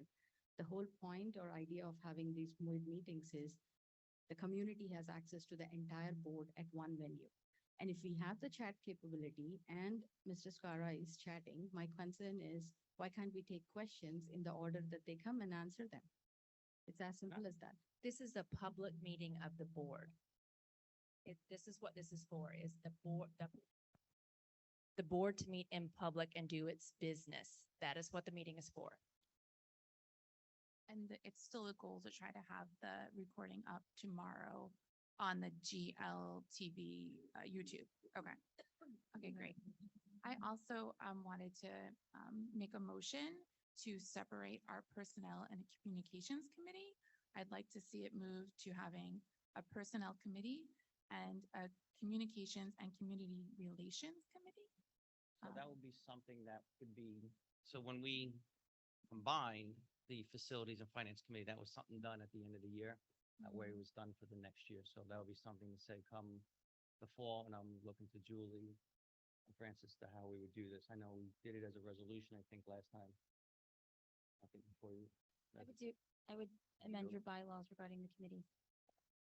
Right, and then you have to just pass a resolution on. Well, you do a first and second reading like a policy, so when you amend the committees in the policy, in that bylaw, you have the first reading, then you have the second reading. Okay. Oh, we still need business? No, yes, I'll just, yeah. No, I just wanted to echo, usually the committee assignments are by calendar year, not school year. So I know school's starting soon, I know. but I think, I would agree, it's better to do it at the end of this calendar year. But you The do it only in, thing is then we wouldn't, right, because then we would have to amend the policy still to get the committee. Is that's that what I'm correct? saying. So you do the Yes. policy change now, that way come January next year, you have a separate, you can separate the committee should the, So we have to board change the approve. policy first before we vote on it? no, that is, That would be the way to vote that's, on it. right. Okay. The only thing is then Okay, and then January, when the new, The new Uh, board, the the new new board, committee selection, they you'll would then, then again, if it's select successful, who goes on. you can have the two committees. Okay. Yeah, you'll have the new committees all laid out already in the bylaws, so it'll be ready for June. This is So just the separate- bylaws. Let me understand, is your motion actually, We're not making a motion, but she had a request, no, she They did did, make a she motion, did, but- she did move it, but there wasn't any second. but we're not moving any. But they're saying Okay, that's, so it's, right now, it's, Right, so I'm It's saying the quiet. correct way, Alright. we're not making a motion to make the change, to say the process should be go I- through the, Policy policies and first. change it via I policy. think the right way is then is actually to amend the policy. That's what we just talked about, Okay, yeah. all right. Okay, so can I discuss? So I wanted to talk to the board,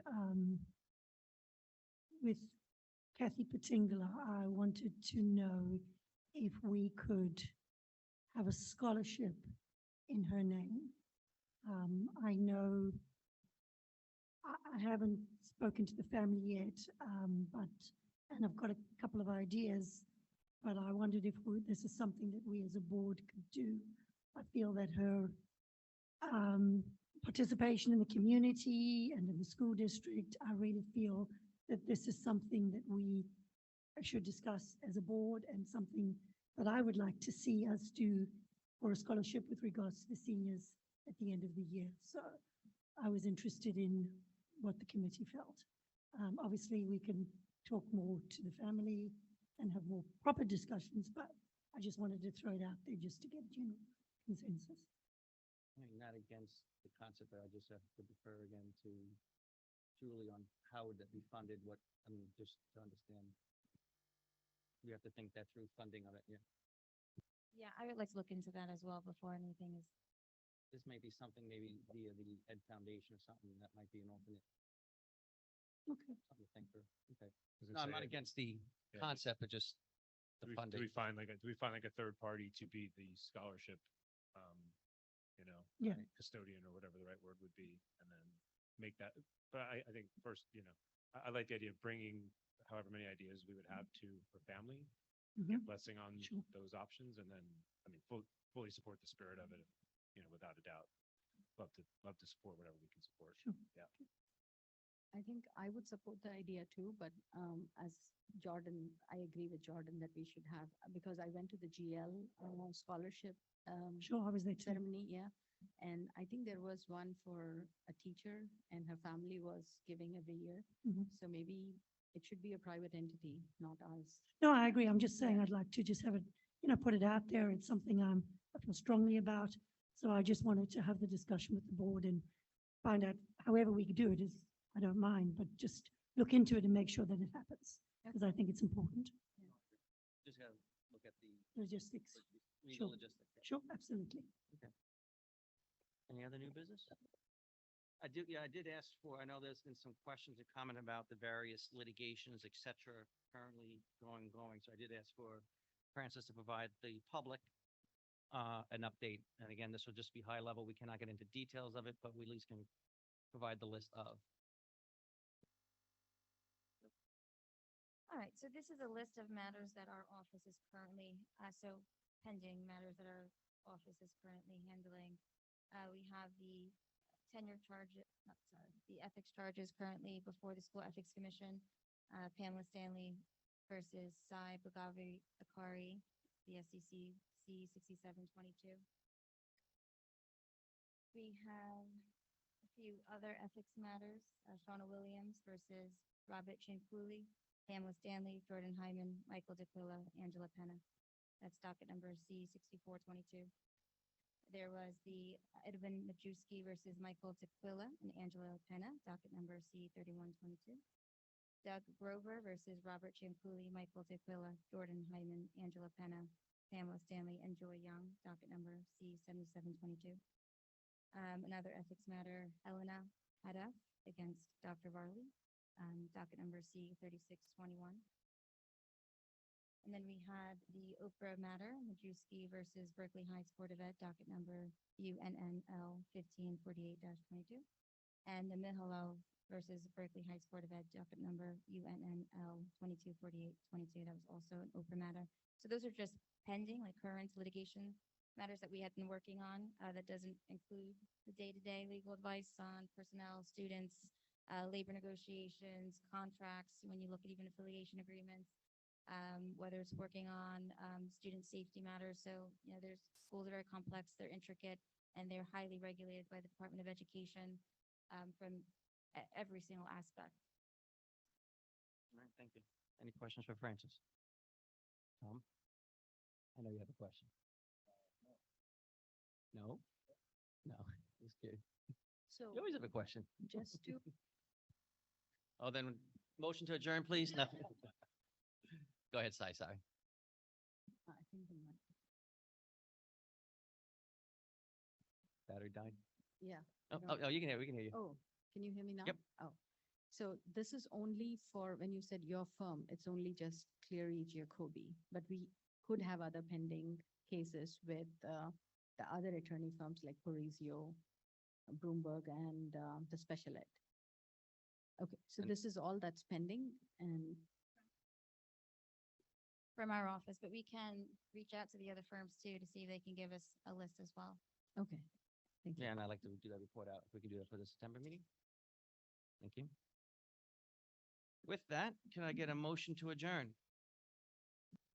Yes. I was gonna say, no one wants to adjourn? Second. Can I have a second? All in favor?